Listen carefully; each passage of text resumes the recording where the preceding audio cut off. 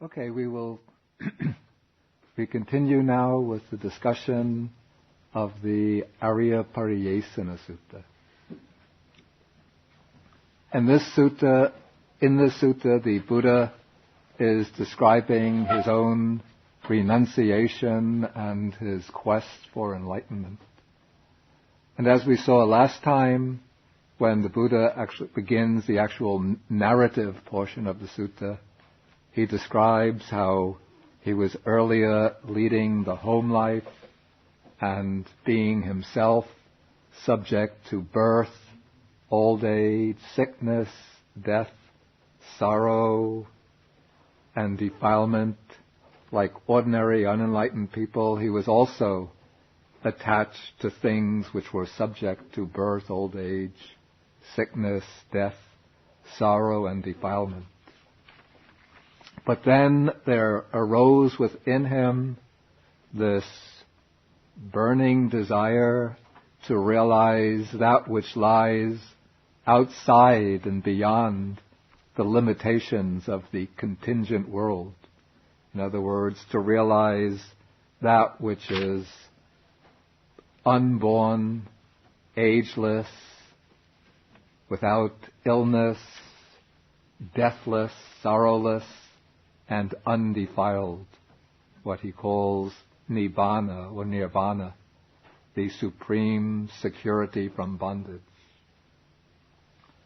And then he set out on this what he calls the noble quest, renouncing the household life, cutting off his hair and beard, even while his parents were weeping and tried to convince him to stay. And he went into homelessness. And he first came to one of the most prominent spiritual teachers of this period, whose name was Alara Kalama. And under Alara Kalama, he learned first Alara's doctrine, which is never given in the text. And then from Alara, he learned the meditative practice that brought the realization of this doctrine, which I explained last time was the meditation called in Pali Akinchanyayatana, which means the base of nothingness. And what's rather interesting is that in no other yogic or meditative text from the Indian tradition is there a state mentioned under the name the base of nothingness. But this meditative attainment is recognized quite frequently within the Buddhist system. So it seems to me, this is personal conjecture, that probably Alara didn't actually use the same name and the same description when he was teaching. But he would have taught of a certain meditative state and would have taught the method to realize it. And the Buddha would have practiced that method and attained that state. And then later, when he systematized the different stages of meditation, he used terms which he had coined himself, and he would have found that within his system of meditation, the stage called the base of nothingness was the counterpart of what he had practiced under Alara Kalama. And within the Buddha's systematization or schematization of the stages of meditation, the base of nothingness is one of the 4 arupa attainments or formless attainments. We use the Pali expression arupa samapatti, the formless or immaterial meditative attainments.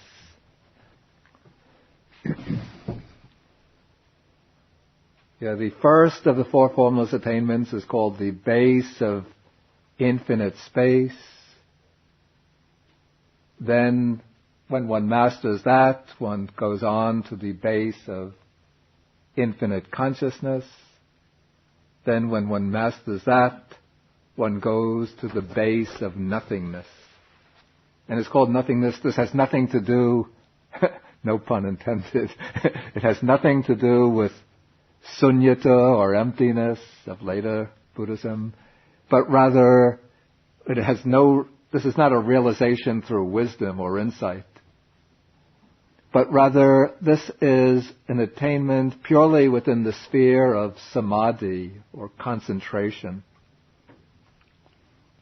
But through the mastery of concentration, first one masters the dhyanas or meditative absorptions, then one passes beyond that to a state in which one can realize or perceive in meditation the infinity of space.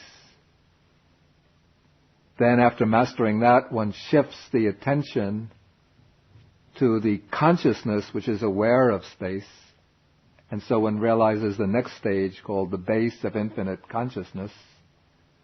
Then one attends to what I call the insubstantiality or lack of solidity in this infinite consciousness.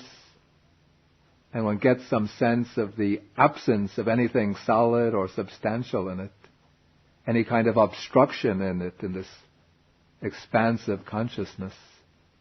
And then that is the base of nothingness.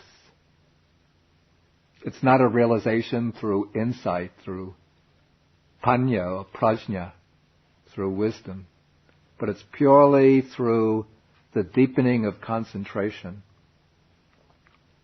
And so the Bodhisattva, the future Buddha now, has mastered this attainment under Alara Kalama, and he comes to Alara, reports his attainment, and Alara is very joyful and happy to have a disciple who has so quickly mastered this attainment, which might have taken him, we don't know, maybe 10, 15, 20 years of meditation in solitude to achieve. And so Alara confirms that the Bodhisattva is now on the same level with himself, and Alara invites the Bodhisattva to become his co-teacher, to lead his community of disciples. But the Bodhisattva, through his own inherent wisdom, through his own uncompromising search for truth, does not want a position as a leader of a spiritual community, but he wants to realize the complete liberation from dukkha, from suffering. And so he reflects, here I'm at Sutta number 26, the top of page 258. He reflects that this Dhamma, and here the word Dhamma is being used in the sense of doctrine, not the Buddha's own doctrine, but the doctrine and practice of Alara Kalama, does not lead to disenchantment, nibbida, complete turning away from worldliness, to dispassion, viraga, the ending of passion or lust, to cessation, to peace, to direct knowledge, to enlightenment, to nibbana. And then this is the important phrase, and it's a little obscure in this translation, but only to reappearance in the base of nothingness. But here the Pali word upapatti, translated reappearance, really means rebirth in the base of nothingness. And as I explained last time, each of these meditative states, any state of consciousness, any state of karmic consciousness, has a potential to generate rebirth into a realm that corresponds to its own nature, or to use the term that I used last week, its own vibrational frequency. And so through ordinary sense-based consciousness, the ordinary sense-based consciousness will tend to bring rebirth into one of the sensuous planes of existence. like the human plane. If we do bad deeds, that consciousness can bring us to the lower planes. The jhanas, or meditative absorptions, will bring rebirth into realms of existence which are called the rupa dhatu, the realm of subtle matter or of refined form. And the formless attainments, the arupa samapattis, if they are mastered, that attainment will bring rebirth into 4 planes of existence, very, very subtle planes of existence, which are their objective counterparts. And so somebody who masters the 3rd attainment, the base of nothingness, and doesn't go any further by way of insight or wisdom, when he passes away, that consciousness will tend to produce rebirth in the objective realm also called the base of nothingness. That's the objective counterpart of that subjective meditative state. And it's said, according to Buddha's text, that lifespan in the base of nothingness is 60,000 kalpas, or aeons. You know, maybe some of you know, the theory about the Big Bang. And according to the Big Bang, I think, theory, the universe was supposed to have started 17 billion years ago, and it's still going. And then according to I think it's called the Big Crunch theory, after the universe reaches its maximum point of expansion, if there's a dark matter in the universe, the particles will start attracting each other, then they'll start collapsing upon each other until there's a complete contraction of the material universe. Well, that entire process of expansion and contraction is 1 kalpa. And the lifespan and the base of nothingness is 60,000 of those. So, quite a long time. And if it seems inconceivable to us, we think about some of these creatures, little insects that come up from the ground. They live maybe 10, 20 minutes, then pass away. And if you tell them that there are human beings who live for 80 years, 90 years, they'll say, "Come on, man, stop pulling my leg." No, not possible.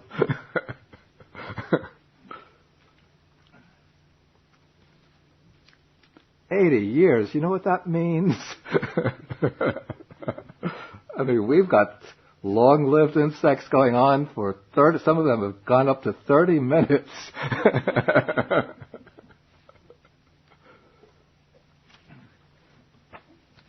Okay, so now we continue with the sutta. Okay, so now when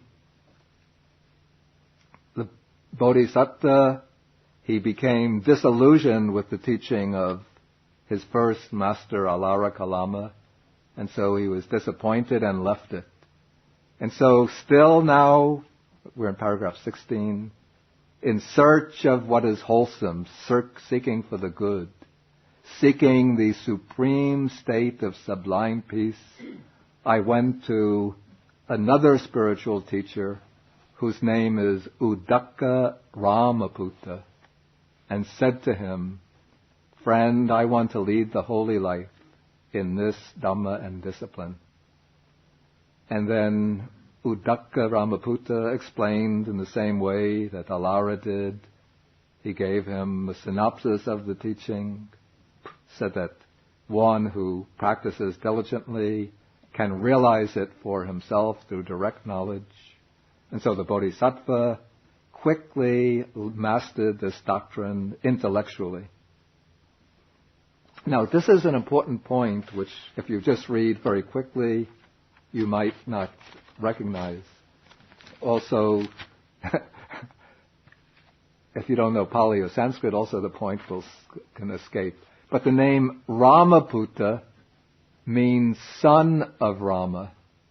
So Uddaka is actually the son of somebody named Rama, who was, it seems, the founder of this particular spiritual community, or perhaps the original formulator of this teaching, of this system. And this passage here, it's not completely parallel to the previous passage on Alara Kalama, because reading this text, it seems that Uddaka, Rama's son, did not himself realize the higher state, but the text speaks about Rama as having realized it. So it seems Uddaka became the leader of the community after his father Rama passed away, and Uddaka is still striving to realize it. He knows the doctrine, he knows the practice, but hasn't yet attained it. But the Bodhisattva comes to Uddaka and inquires about the practice by which Rama, the original teacher, attained realization.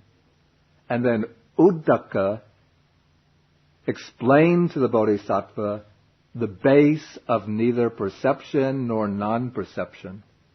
And now within the Buddhist schematization of the meditative states, this is the fourth and highest formless attainment, called in Pali Nevasanyana Sanyayatana.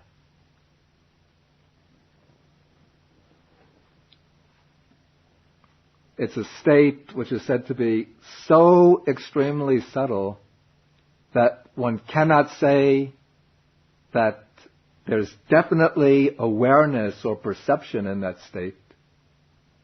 And yet it's not a state of blankness or unconsciousness, so you can't say there's no perception in it.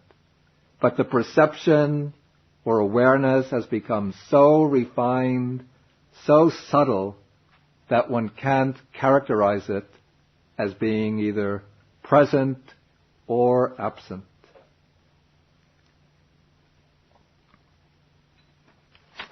And so now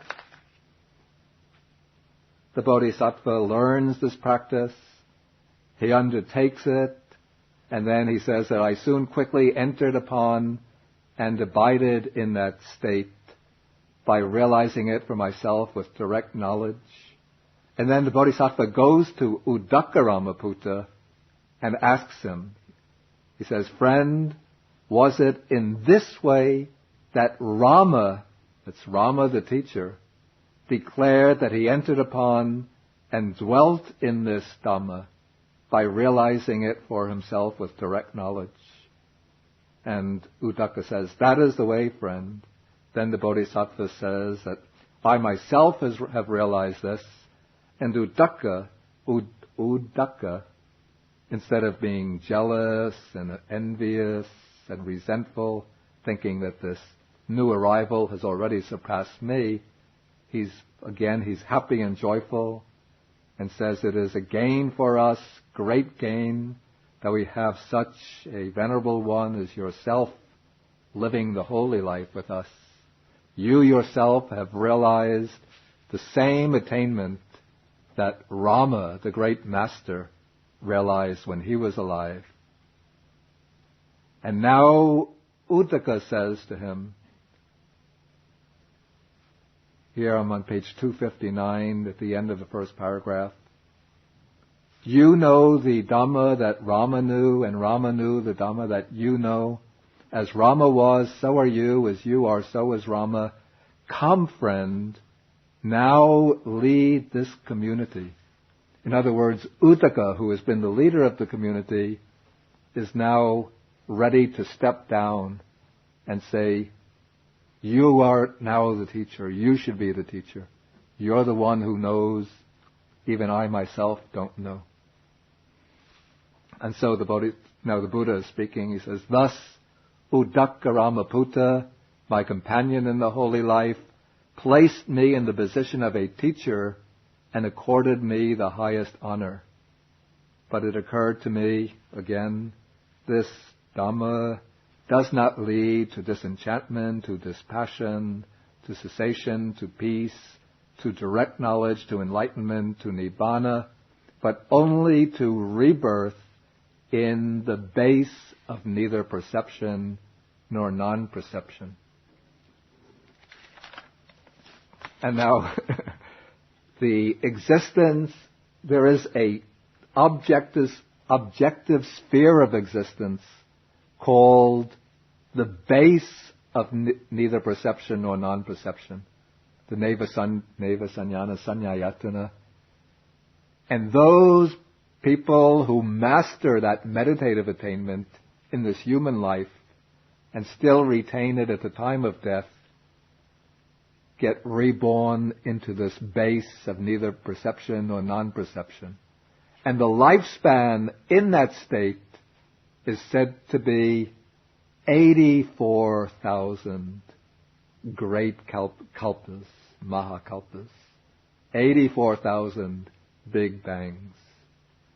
It's not like the human being who lives for 90 years, but the insect, one insect is saying to the other, there are some human beings who live even to be 110, 120 years.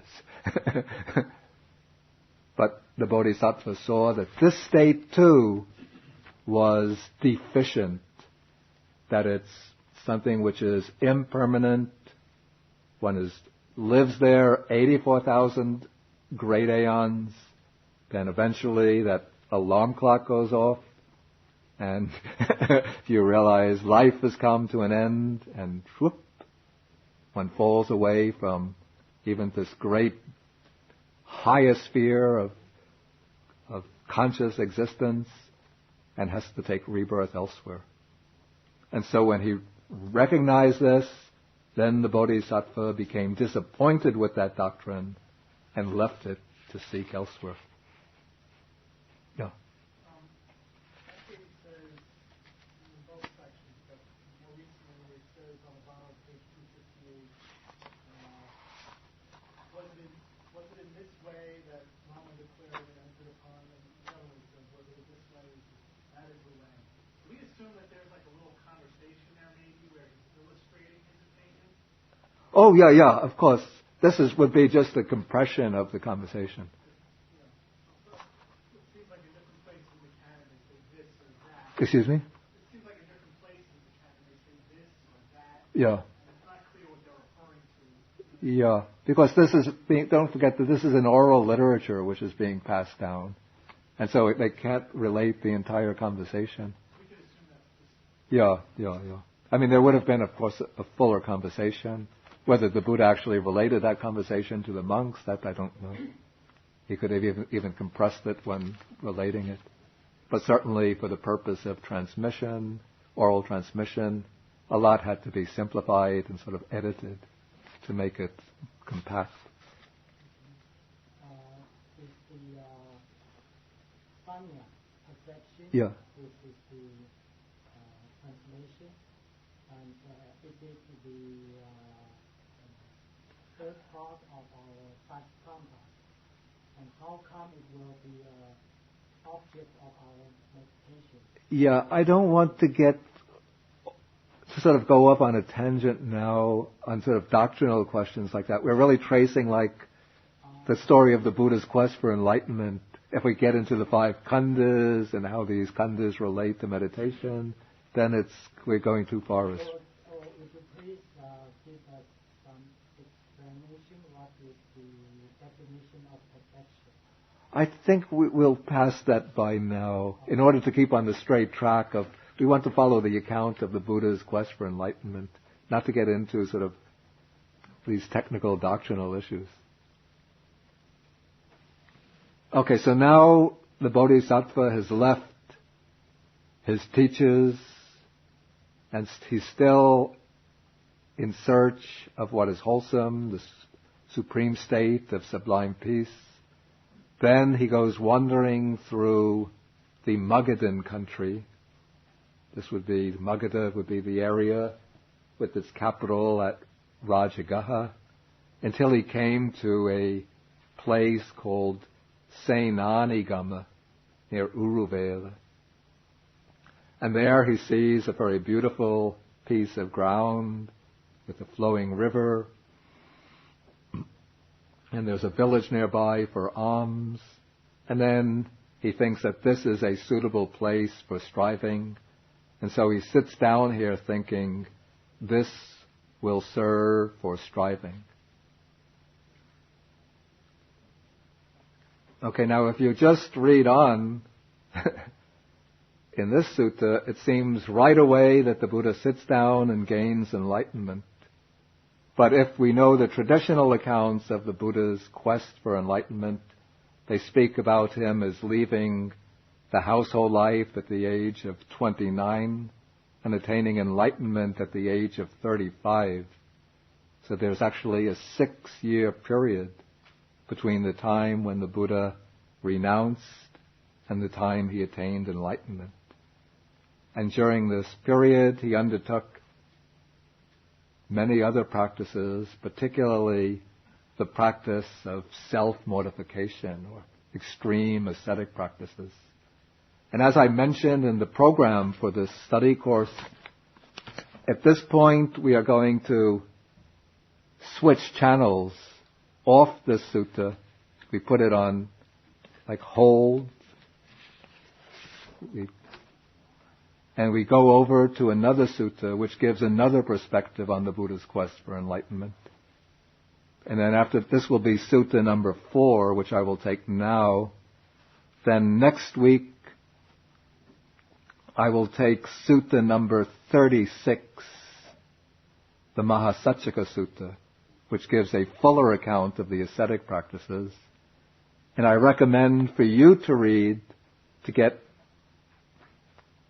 a still fuller picture of the ascetic practices, these passages from Sutta Majjhima number 12, the Mahasihanada Sutta. Okay, so let us switch now to Sutta number 4, which I had suggested that you read.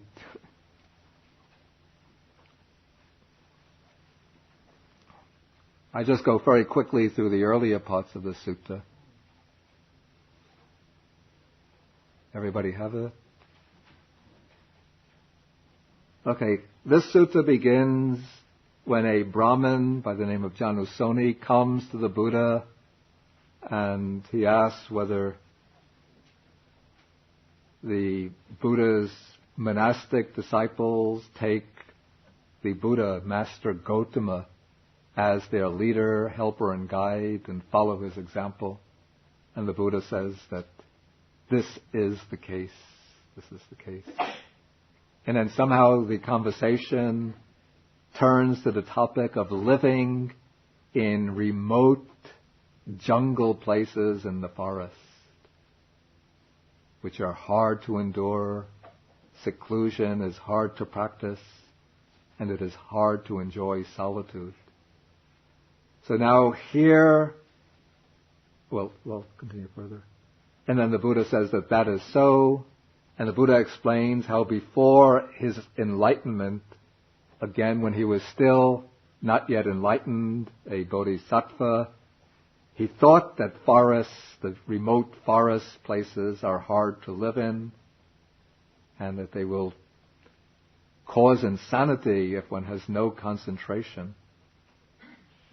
But the Buddha considered or as a bodhisattva, he considered all of the qualities necessary to live in the forest, and he realized that he had all of those qualities within himself. Now what's interesting is that in this sutta, the Buddha is describing practices which he undertook in solitude in a forest, in a remote forest. And yet in sutta number 26, which we just left, he speaks about coming to a very beautiful, agreeable stretch of land by the side of a river close by a village for alms. So apparently, between the time he left Udakkaramaputta and the time he came to this place, which was later to become known as Bodh Gaya, he spent time living deep in the forest undertaking his spiritual practices. I'm just quickly skipping over all of the qualities needed to live in the forest. You can just read them just to get an idea. Until we come paragraph number 20, just to give an idea of one of the types of practices that the Bodhisattva undertook. That there are certain days of the fortnight considered especially auspicious. These are the nights of the 14th and 15th and the 8th of the fortnight. That's the full moon or new moon nights and the night of the quarter moon. And I guess it was a common belief in this period that on these nights any dangerous, tormenting spirits, ghosts, goblins, yakshas, demons will come out and haunt the forests and will capture anybody living there who's not sufficiently well endowed spiritually. And so the Bodhisattva made it a point to go to specially horrifying places, such as the shrines and orchids, woodlands and trees, in order to face fear and dread, so that he would put himself into very frightening, terrifying situations, so that fear would arise in his mind, and he would struggle and strive to overcome that fear. And then while he's living there, sometimes a wild animal would come up to him, or a peacock would knock a branch off a tree, or a wind would blow through the leaves, and then he would think, maybe this is the fear and dread coming. I guess by fear and dread here he means the source of fear and dread, the demon or goblin or dangerous, fearful spirit. So then he thought to himself, why am I always worried about this fear and dread coming? What if I make a determination when fear and dread arise in my mind, I will remain in the same posture until that fear and dread subsides. So if he was walking and then the fear and dread came upon him, then he would not sit, he would not stand still, he would not sit down, not lie down, but he remained walking, continued to walk until he had conquered fear and dread. Similarly, when standing, when sitting, when lying down, in whatever posture the fear and dread came to him, then he would subdue that fear and dread in the same posture.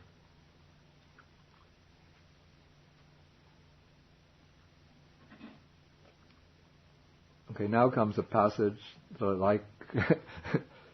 It shows how, in a way, how clear the Buddha is as a thinker. He says, there are Brahmins, some ascetics and Brahmins who perceive day when it is night and night when it is day. That is, they seem to be confused thinkers who can't see things correctly. But I say that is an abiding or dwelling in delusion on their part. But I am one who perceives night when it is night and day when it is day. Rightly speaking, if it were to be said of anyone that a being not subject to delusion has appeared in the world, and so on, it is of me indeed that rightly speaking this should be said. I think this is to show that the Bodhisattva had all the necessary qualities for attaining full enlightenment. And now he goes on to describe his actual attainment of enlightenment, the process by which it took place.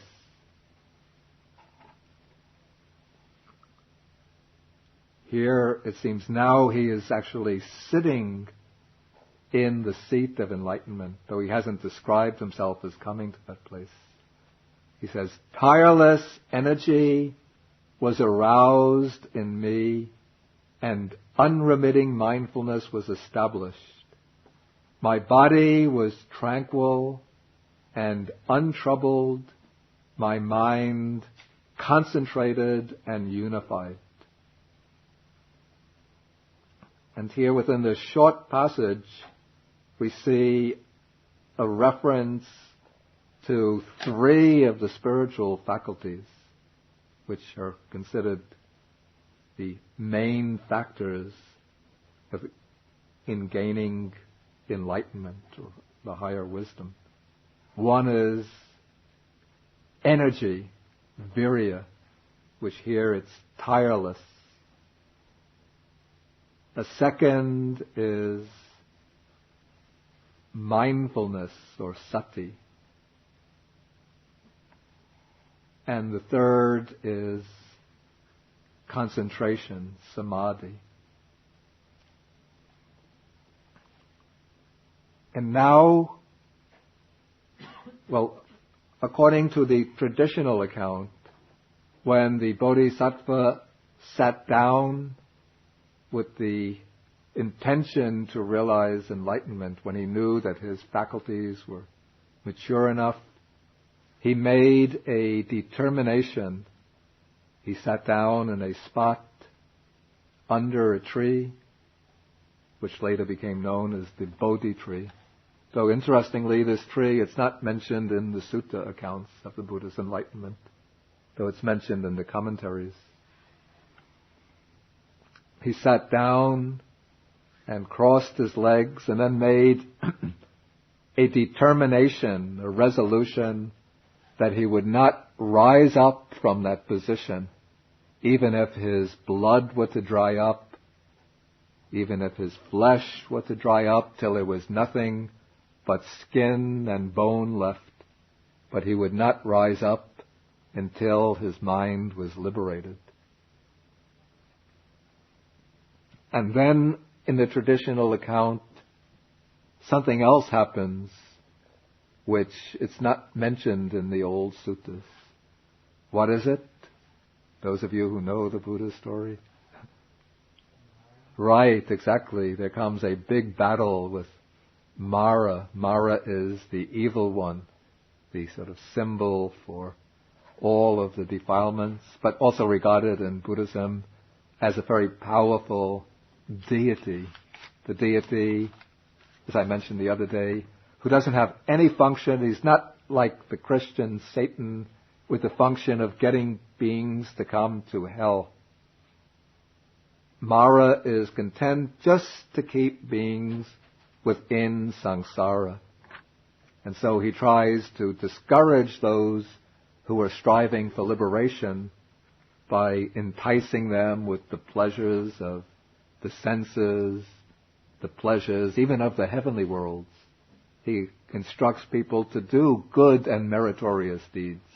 He doesn't try to get them to become murderers and thieves, but to do good, virtuous, worldly deeds so that you gain merit, which will bring you to a happy heavenly rebirth where you can enjoy yourself until you get reborn and come back to some other realm of existence.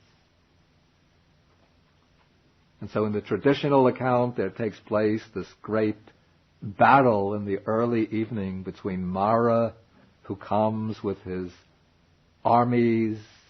First, Mara tries to tempt the Buddha by displaying many sensually enticing images, beautiful dancing girls, and so on. His daughters come and try to seduce the Bodhisattva, but the Buddha remains imperturbable.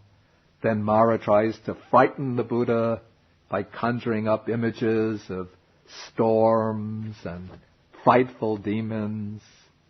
But again, the Buddha remains unshaken, or the Bodhisattva remains unshaken. Then Mara challenges the Bodhisattva's right even to be sitting on that spot, striving for enlightenment, and says, "What right do you have to be sitting here?" Then the Bodhisattva says, "I have fulfilled the practice of the paramis, or paramitas, the virtues, sublime virtues needed to achieve Buddhahood." Then Mara says, Do you have any witness for this? At first Mara turns to his own retinue and says, he has no right to be there. Don't you testify to this? And they all say, yes, you're right. He has to leave. But the Bodhisattva then Mara says, do you have any witness for your fulfillment of the paramis? Then the Bodhisattva says, the earth is my witness. And then he takes his right hand and places it on the ground to call the earth to witness. And then the earth shakes, thunders, and quakes. And the voice comes. In some versions, a goddess comes from the earth and says, I am his witness. And at that point, then the armies of Mara are scattered. But in the old accounts in the suttas, there's actually a poem in the Sutta Nipata, one of the smaller works of the Pali Canon, in which when the Bodhisattva is undertaking the ascetic practices, it seems, Mara comes to him and tries to convince him to give up the ascetic practices and live a good, virtuous household life, performing works of merit. And then when the Bodhisattva refuses, then Mara comes to him, or actually in the verses, the Bodhisattva who is speaking to Mara and speaking about the 10 armies of Mara, which include sensual desire, laziness, gluttony, despondency. I don't remember all of them. And it seems that this metaphorical use of the expression, the armies of Mara, to signify the different defilements that detract one from the path to enlightenment, this became the basis for the development of the account, the commentarial or later account of Mara as being the head of a vast army of demons who try to push the Bodhisattva away from the sight of enlightenment. So anyway, now we return, keep to the sutta account, leaving behind the developed version of the Buddha, this is what they call the Buddha legend. And here, as evening sets in, or night sets in, the Buddha, his mind settles down and he starts to enter into states of deeper meditation, which are called the jhanas. We will see when we come to the next sutta, Majjhima number 36, the Mahasachika Sutta, that the Buddha actually, in a sense, discovered the jhanas as being the way to enlightenment, the middle way which he had been missing out on by following the path of extreme asceticism. And the jhanas, which I'm going to treat only briefly here, because we will come back to them later, where I can treat them in more detail. These are 4 stages in the deepening of samadhi or concentration. They're highly exalted stages of mind in which the mind leaves behind all the sensory imagery and discursive thought processes in which it's ordinarily entangled and becomes focused one-pointedly upon a single object. One attains the jhanas by choosing a single, simple object, we call it kammatthana, meditation subject, which acts as a suitable basis for the unification of the mind. And to attain the jhanas, first one has to overcome the 5 big obstacles, which are called the 5 hindrances: sensual desire, ill will, then dullness and drowsiness, then restlessness and remorse, and then doubt. And once the 5 hindrances are dispelled, then the mind goes initially into a state which is called access concentration or neighborhood concentration, in which 5 mental factors start to become very prominent or strong. In Pali, these are called vitakka, vichara, piti, sukha, ekaggata. Vitakka is, here it's translated, I don't like this translation now, applied thought, and vichara, sustained thought. But vitakka, applied thought, and vichara are not necessarily thinking the way we ordinarily think, in the sense of conceptual thinking, discursive thinking, thoughts revolving one after another. But vitakka, applied thought, is that mental factor which applies the mind to the object. The mental factor which is responsible for, in a sense, metaphorically, lifting the mind up and placing it on the object. And then vichara, translated here, sustained thought. Now I translate it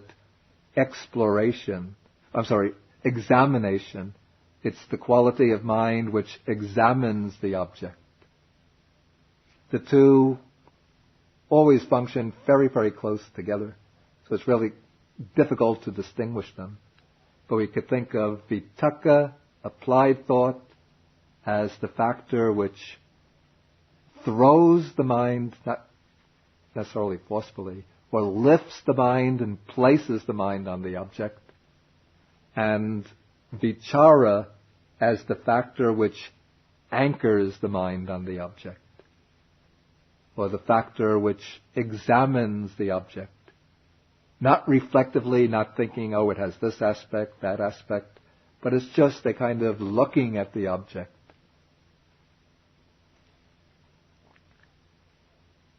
And as one is approaching the jhana, then a quality called piti, which means joy or rapture, becomes prominent. And along with rapture, there also occurs a kind of pleasure or happiness in the mind. And the 5th factor is called one-pointedness of mind, cittase ekaggata.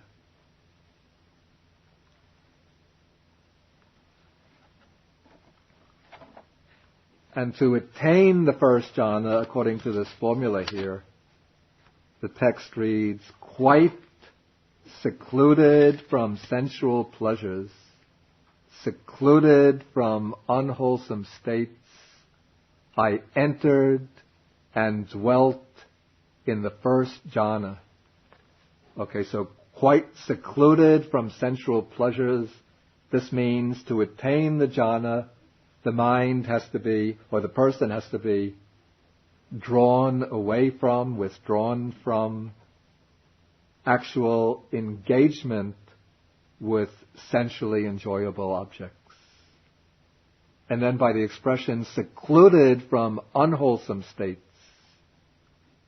the mind has to be disengaged from the 5 hindrances that I mentioned. Sensual desire, ill will, dullness and drowsiness, which are grouped together as one, restlessness and remorse, that's the 4th, and doubt or perplexity, the 5th.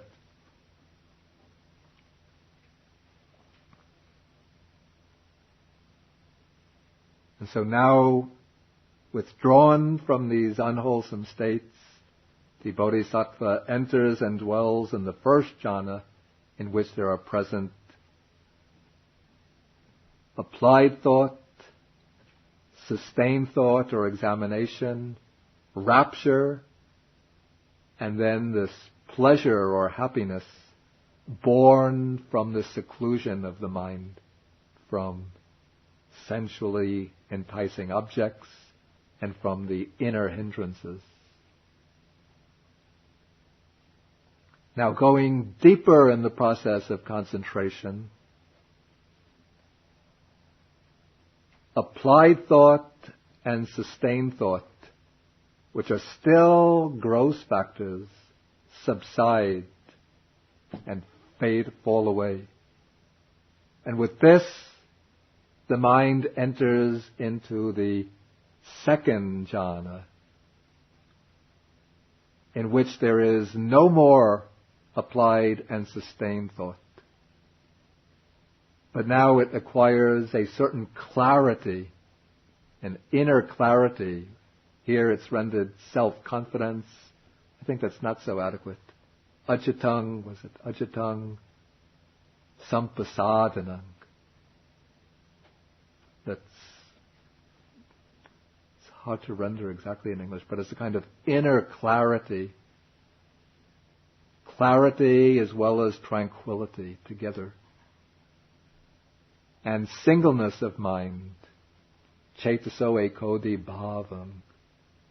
It's the unification of the mind is becoming stronger because the concentration, the force of concentration is increasing. And so there's no applied and sustained thought, but there's still joy or rapture and pleasure or happiness. But as the concentration deepens, then rapture or joy becomes experienced as a coarse factor, a disturbing factor, and that fades away. And with the fading away of joy, mindfulness and full awareness or clear comprehension becomes stronger. This is sati and sampajanya now become more prominent. And equanimity becomes stronger. And so one is still experiencing sukha, pleasure, or happiness, but there's no more disturbance by piti, by joy, or rapture. And so when the Bodhisattva then enters and dwells in the third jhana, which is described as one has a pleasant abiding who is equanimous and mindful. And then taking the process of concentration still further, then even the pleasure or happiness of the third jhana fades away. And so here it's described with the abandoning of pleasure and pain, and with the previous disappearance of joy and grief, I entered upon and dwelt in the fourth jhana, which has neither pain nor pleasure. That is, it has a neutral feeling of balance without pleasure or pain. But it's a very pleasant sense, though it's not pleasant feeling. And it has purity of mindfulness due to equanimity. The equanimity has become so firmly established that the mindfulness is now fully purified.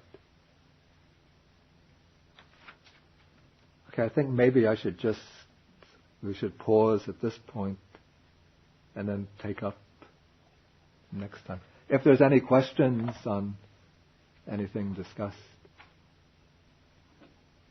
please feel welcome to ask. Yeah. Of which the noble one pronounced, we have present abiding, who has equanimity in his mind. Yeah. Is that a significant phrase? Well, it must be significant since it's included in that description of the third jhana.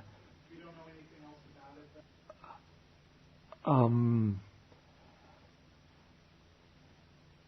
Historically, I don't know what the antecedent of it might be, but one could say that within the scheme of the schematization of the meditative states, we see equanimity coming to play a more and more prominent role. Equanimity has to be present in any of the jhanas, but in the first two jhanas, it's still, though present, it's somewhat in the background, because first there's vitaka and vichara, think, thought, and examination, or applied thought and sustained thought, which are causing, say, waves and ripples on the mind. And then there is that joy or rapture, which is an exhilarating state, an uplifting state. And so that is something of a disturbance which prevents equanimity from showing forth. But in the third jhana, with the fading away of rapture, then mindfulness, sati, and full awareness, sampajanya, come into the foreground. Though they're present from the start, but now they become so prominent that they're mentioned in the formula. And along with that mindfulness and full awareness, there comes equanimity. So it's now mentioned as a factor of the third jhana. And then in the fourth jhana, even though equanimity is present in the third jhana, but it's still in something of a state of competition with the pleasant feeling, sukha. Pleasant feeling because the mind naturally craves for pleasure. And so when there's a pleasant feeling in the third jhana, there's a tendency to become attracted to it and attached to it. And that is a challenge to equanimity. But in the fourth jhana, even that very subtle and very refined, blissful pleasure of the third jhana fades away, and neutral feeling which is neither painful nor pleasant, becomes established. And when that is established, then equanimity flourishes and reaches its very high point of development. I think we might compare this. There's a simile I thought of just now. Yeah, wait. I'm just trying to think of a simile. It's a little bit maybe like trying to look at constellations. First, one is in a city. Even on a clear night, one looks up at the sky and one just sees a few of the more prominent constellations.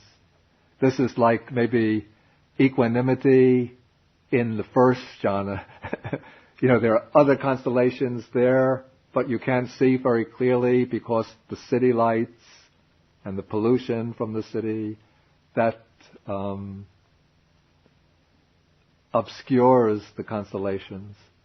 But as one moves out into the country, maybe one comes to the suburbs, less lights, fewer lights, and so one could see more constellations. When one comes out into the deep countryside, then one can look up at the sky and one sees many, many hundreds of constellations. Does one know? I don't know. Stars, let's see, stars. One sees many, many stars. So the further one is away from the lights of the city and the pollution of the city, the more clearly one could see the stars in the sky. Okay. You mentioned the 4 Brahma Viharas. Yeah, that equanimity, it's a little different from this equanimity. That is the equanimity of, in relation to beings, living beings, not having special attachment to some and aversion to others, no favoritism. Though it's connected with the quality of equanimity. But this is purely equanimity as a factor in the jhanas. Yeah, please. About the term base of nothingness and base of... Yeah, neither perception nor non-perception. Is this because the base means that it is bringing back again Ayatana. That it brings the rebirth, reappearance. Does it have that kind of a meaning in there? That doesn't seem to be implied in the actual meaning of the word ayatana. Ayatana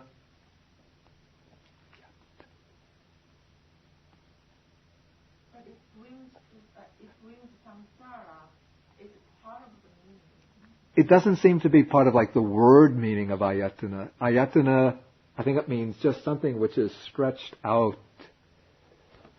like a spread out area. And then somehow it came to be used as a technical doctrinal term in Buddhism. But my point is that, according to Buddhism, if one attains the ayatanas as meditative states and masters them and still has mastery over them at the time of death, then the karmic, that meditative state, generates a karmic power which will direct the consciousness to the realm of existence that corresponds to itself. So we could say the meditative states are called ayatanas, or bases, in the sense that they are bases upon which the mind rests in meditation.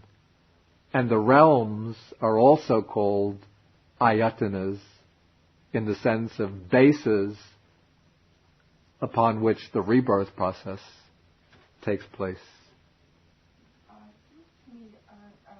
As long as there is a base, Yeah. then it comes back. I mean, it's not the end. It's not like the final.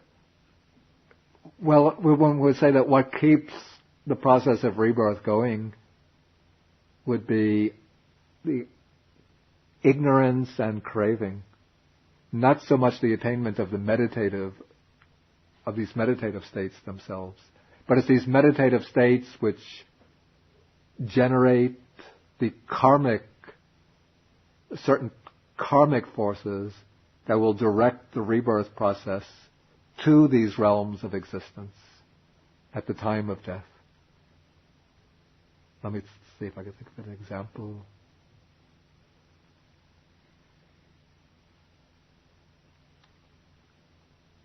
No, an analogy doesn't come to mind, right? Okay.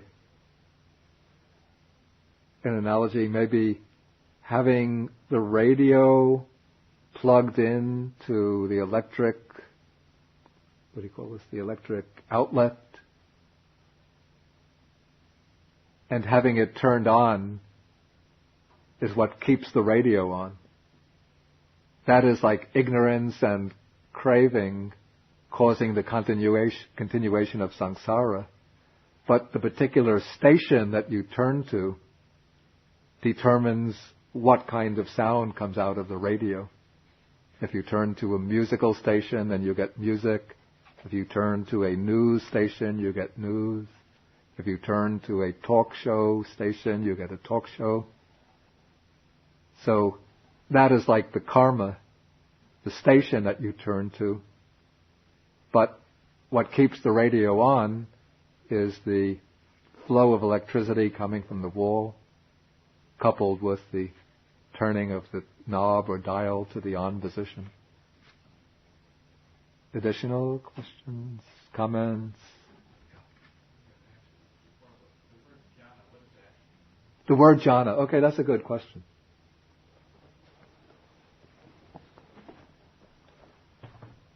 It comes from the root. What is the root actually? Jayati, or anyway, I know the verb form, jayati. Yeah, it comes from, in Sanskrit, the root dhyai. In Pali, I think the root would be jai, which means, originally it meant to think very closely, very intently upon something. And so it took on the sense of to contemplate. And then it meaning evolved to mean a state of absorbed meditation upon something. And sometimes in the Buddhist texts, the word jhana is used simply in a state that, in a sense that we would translate simply as meditation in the sense of some kind of contemplative practice. But it came to acquire in early Buddhism the meaning of certain specific states in very precisely defined states in which the mind enters particular types of, we call it absorption upon the object. These are states in which the ordinary processes of sensory awareness are left behind. There's no awareness of seeing, hearing, smelling, tasting, touching.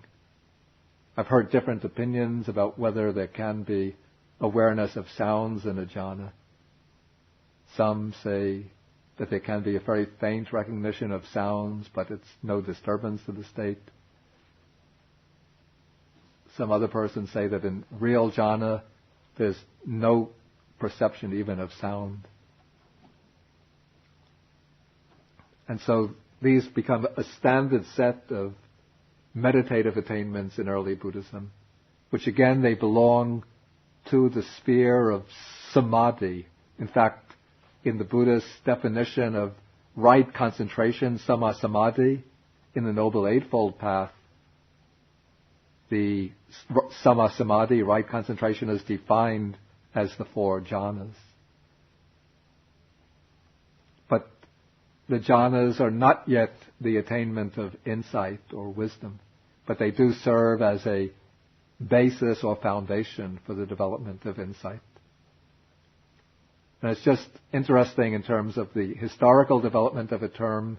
Many people now know of Zen Buddhism, and they think Zen is a Japanese word, but in fact, the word Zen actually comes from,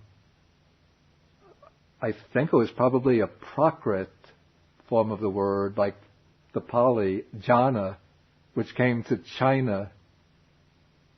And so the early Indian monks would have spoken about jhana, and then jhana became known as the Indian word for meditation used by the Chinese, and that became transmuted into, from jhana to chan, just dropping out the final A, chan.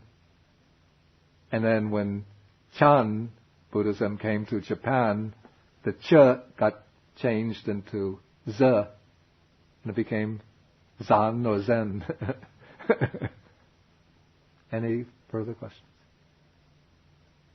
Okay, yeah, please.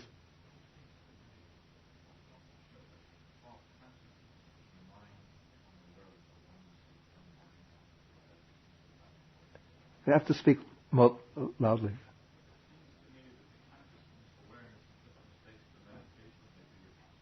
Yeah.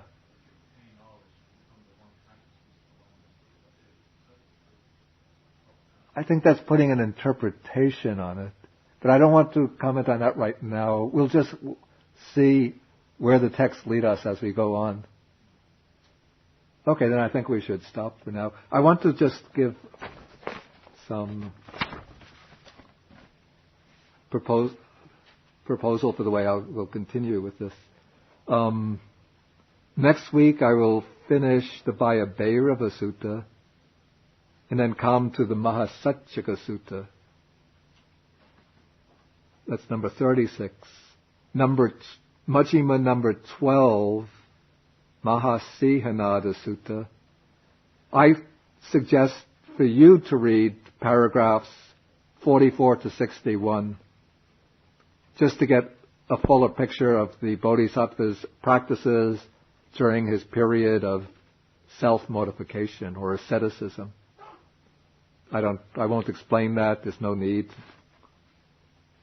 for me to explain the ascetic practices.